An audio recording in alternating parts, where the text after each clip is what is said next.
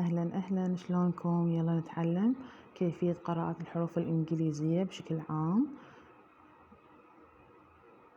عندنا مثلا حرف ال A B C D E F G H I J K L M N O P Q R S T U V W X Y Z.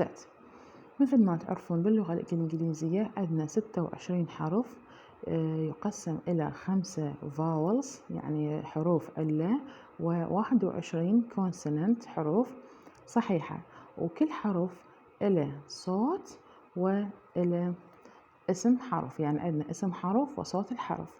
إن شاء الله بالمحاضرات الجاية راح تعرفون كيفية قراءة اسم الحرف وصوت الحرف.